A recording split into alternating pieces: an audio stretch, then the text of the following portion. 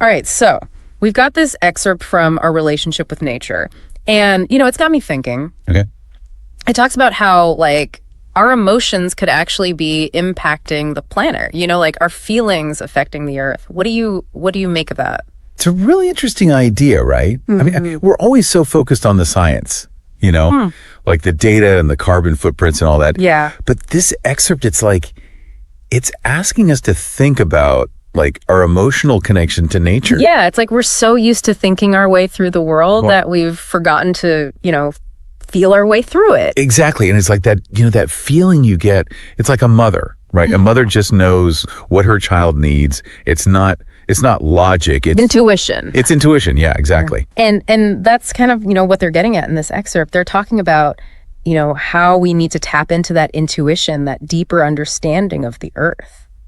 And you see that a lot, actually, like in a lot of cultures and spiritual traditions, going back centuries, like this idea that we're all connected, like humanity and the earth are not separate. Yeah. And that makes me think about another point in the excerpt. Okay. They talk about interconnectedness, right? Like how we're all part of this web of life. Everything from like the tiniest little bacteria to like the entire planet. The whole planet. Yeah. All connected.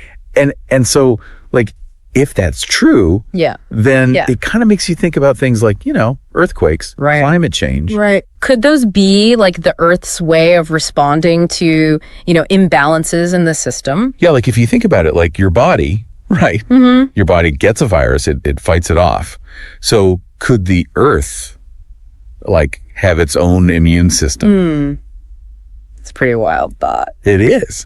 But like if we're all connected, could our emotions actually be like contributing to those imbalances? Because, the excerpt talks about how like our society, it thrives on negative emotions, Fear, greed. Yeah, fear, greed, anger. Sure, yeah. And that can't be good for, for the planet. Yeah, they call it the emotional diet. Okay. Like what we feed ourselves emotionally. Right. It's like just like what you eat affects your body. Maybe our collective emotions, they affect the earth. I mean, it makes sense in a way, but like how much can our emotions really impact something as big as a planet? That seems like a big claim. It's definitely a big claim. And I don't think, we can say for sure, like, oh, this emotion causes this earthquake. Right. But there is some research that suggests there might be a connection. Okay. Like, think about that first lockdown back in 2020. Oh, yeah. Air pollution went down, remember? Yeah. And the excerpt actually mentions that, the lockdown. Does it? They use it as an example of how, when human behavior changes, even if it's because of something negative, like, a pandemic and all the fear and anxiety, right, it can still have a positive impact on the environment. It's true. And you can't say it was just the emotions, right? Like people weren't driving as much, factories were shut down. It's complicated. Of course. But it is interesting to think about, right? Like that maybe we're more connected to nature than we realize. Yeah. That our actions, our thoughts, even our feelings, they might have a bigger impact than we think.